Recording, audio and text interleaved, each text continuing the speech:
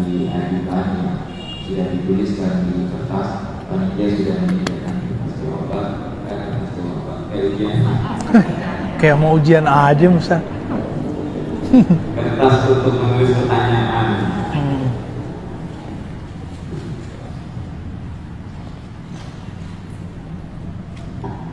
Ya. Pertama mungkin ini yang sederhana dulu, yang meskipun sederhana ini kayaknya penderitaan banyak orang. Bagaimana caranya memulihkan kembali kolbu yang sudah kotor? Memulihkan kolbu. Mungkin maksudnya dengan memulihkan kolbu yang kotor itu tahapan untuk meningkatkan kolbunya. Baik. Cara memulihkan kolbu itu mudah ya. Jika dia kotor, cukup diistighfarkan. Tapi sebutkan apa masalahnya. Ya Allah, ampuni kami, ampuni kolbuku, karena habis melihat yang gak benar, habis emosi, habis marah-marah. Sebutin. Baru kemudian selesai kita sebutkan semua kesalahan kita tutup. Ataupun dari yang tidak kami sadari, gitu ya. Dari kesalahan yang kami ketahui ataupun yang tidak kami ketahui, yang kami sadari ataupun yang tidak kami sadari, gitu.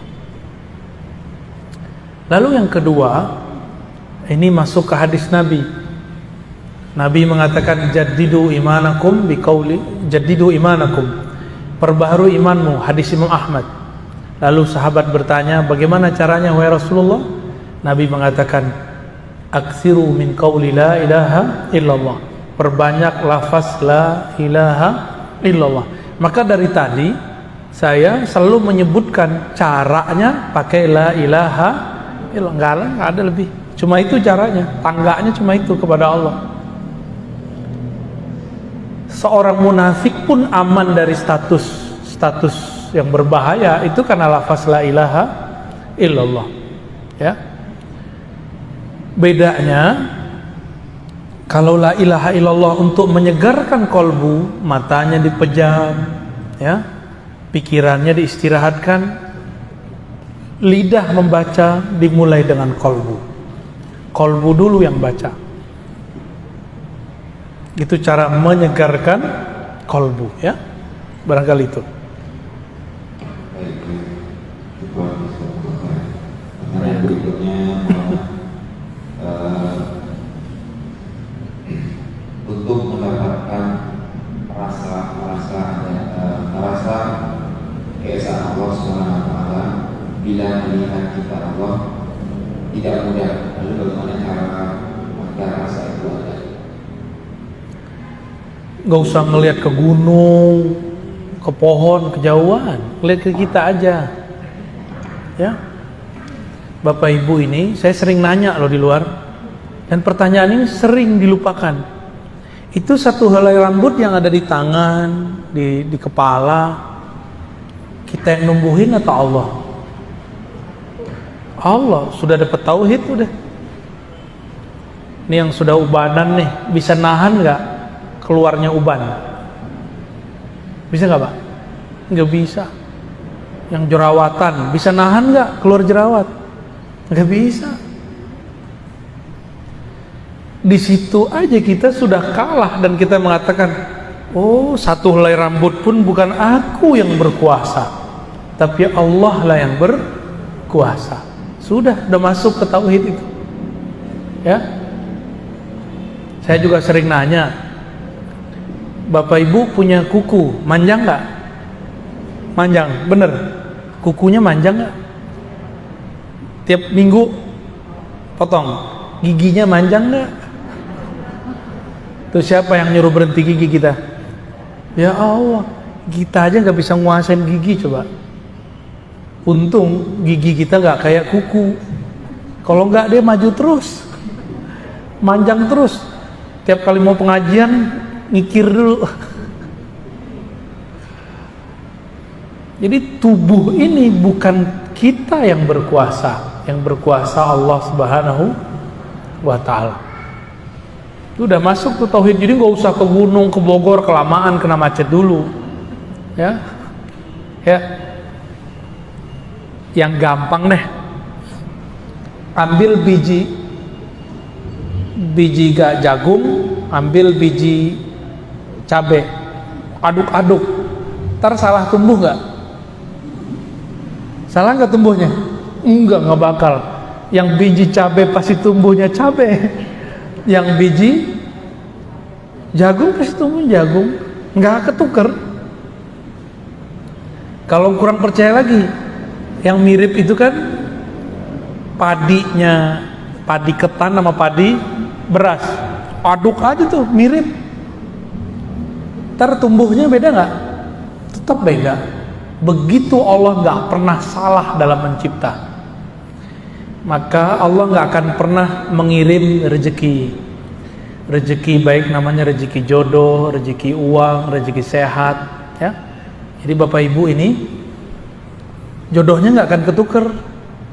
Saya pengennya sama dia, kok dia yang dapat dia? Itu nggak bener begitu ya.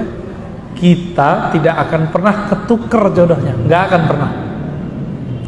Walaupun suami istri, rezekinya nggak akan pernah ketuker juga. Rezeki istri ya untuk istri, suami untuk suami, anak ya untuk anak, nggak akan pernah ketuker. Kalau suami istri aja nggak bisa ketuker, gimana sama tetangga? Biar gimana dengan teman kerja? Gak akan ada namanya rezeki ketuker. Kalau begitu muncul gak sifat iri?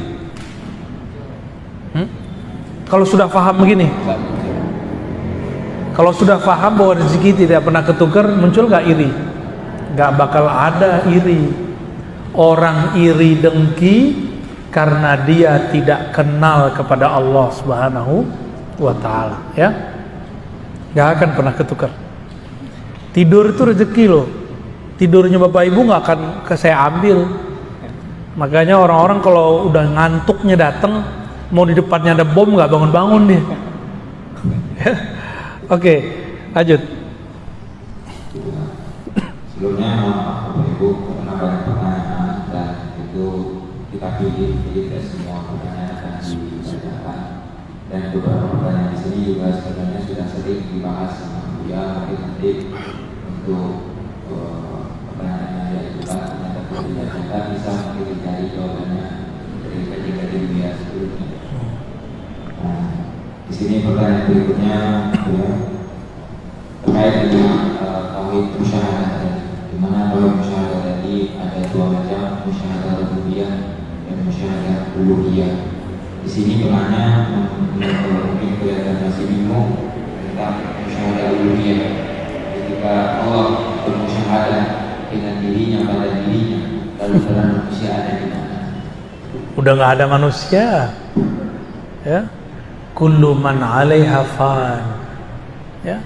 Semua yang ada akan binasa. Jadi binasakan dulu, matikan dulu diri kita sebelum mati, baru tahu tuh rasa itu. Jadi kalau akalnya masih kritis, kolbunya masih mencari-cari, belum nggak akan dapat rasa itu. Ya, itu rasa dikasih sama Allah.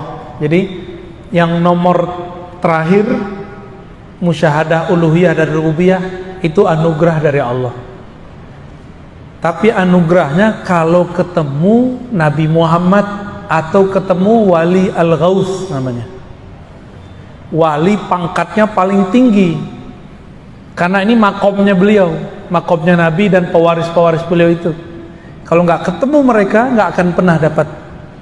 Paling cuma dikasih wirid-wirid aja sama guru, sama kiai. Malah nih sekian, gitu aja paling. Nggak akan dapat lebih. Tapi kalau ketemu dengan Al-Ghaus, wali yang lebih tinggi dari semua wali, yang kolbu dia plok copy paste kolbu Rasulullah, ya, seperti Syekh Abdul Qadir Jilani, Sidi Ahmad Rifai, ya, Abul Hasan Syazili, Ahmad Tijani, itu mereka kolbunya tuh. Maka murid-murid mereka mengalami hal itu, ya. Kalau di akhir zaman ya Al-Ghaus akhir zaman, sampai nanti Al-Imam Al-Mahdi, ya. Jadi itu anugerah dari Allah, nggak usah dipikir-pikirkan. Berdoa aja semoga ketemu mereka, dididik oleh mereka, lalu kemudian kita dihantarkan Allah kepada itu. Amin ya rabbal alamin, ya. Udah. Satu lagi. Pertanyaan terakhir terkait dengan zikir-zikir yang tadi dibahas di ayat yang terakhir, yang dibicarakan ada zikir Allah, zikir Ahad dan sebagainya. Nah, zikir-zikir itu kan ada tahapan juga. Kapan zikir tersebut, zikir Allah Ahad itu menjadi hilang? Hu Allah hilang kalau sudah baca ahad. Huwallahu ahad. Ahad artinya apa? Dia sendiri, maha sendiri, alone. Kalau Allah itu pencipta, Allah itu nama pencipta. Huwa, kalau ada huwa berarti ada anta, ada ana, ada kamu, ada aku.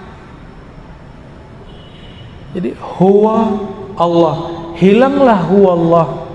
Nanti Allah kasih rasa ahad namanya dalam kolbu. Yang terasa sama kita cuma Allah aja. Tapi itu disebut ahwal. Apa arti ahwal? Kondisi. Yang kondisi ini nggak boleh lama-lama, karena kalau lama-lama orangnya bisa kayak orang ngebleng. Tapi dia bukan gila. Dia kayak Laila Majnun. Cerita Majnun itu dia begitu tuh. Kelihatan kayak gila, dia bukan gila, dia sedang waras. Cuma lagi mabuk dalam itu. Nah, orang kalau mabuk di sini nanti dia menjadi wali majzub. Apa arti wali majzub? Wali yang ketarik akalnya, yang dominan cuma cintanya kepada Allah.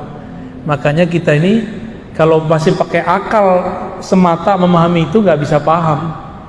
Ada wali-wali yang aneh-aneh. Karena orang-orang kasmaran itu aneh-aneh. Bener nggak? Laki perempuan lagi kasmaran aneh-aneh.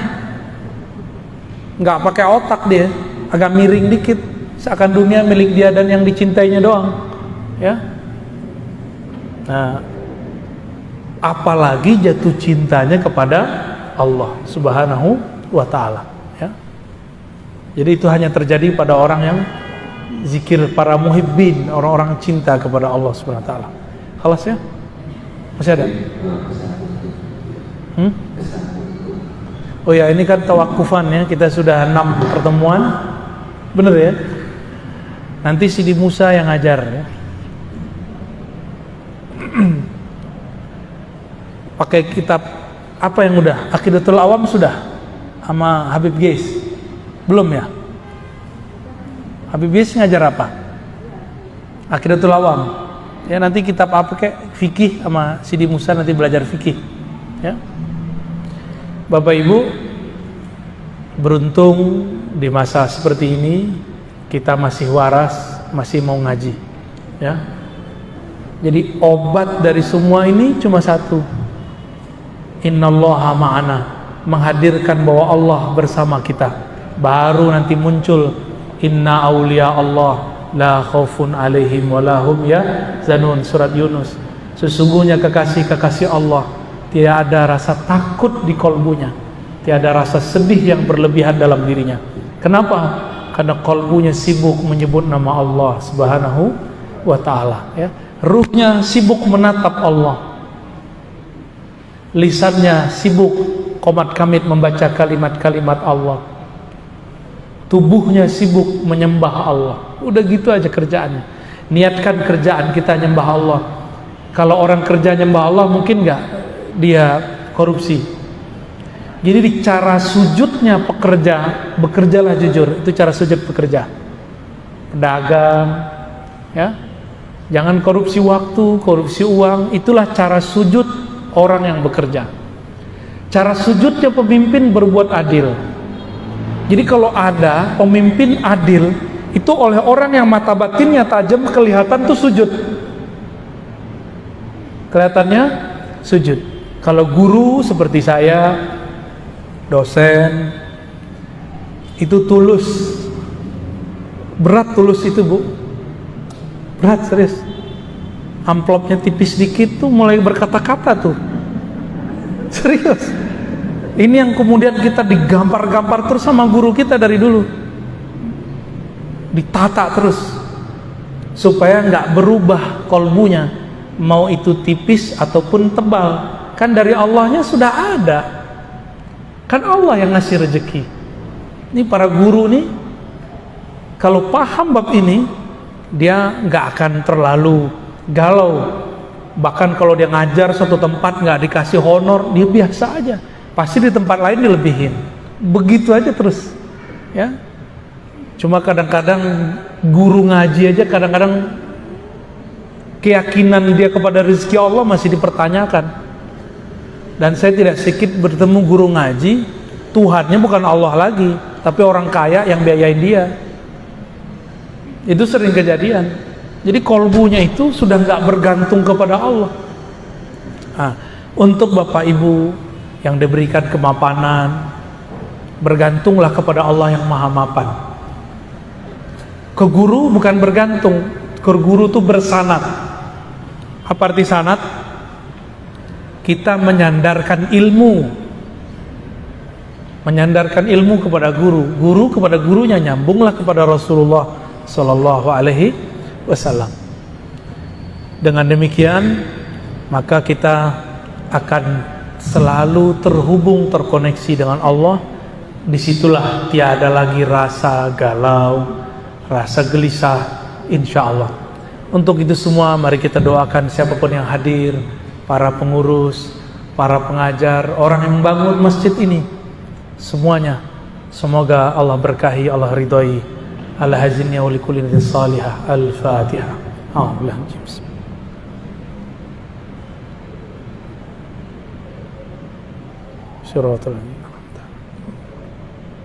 Alhamdulillah Rabbil Alamin. Baik Bapak Ibu, mohon izin, ya, mohon pamit. Assalamualaikum warahmatullahi wabarakatuh.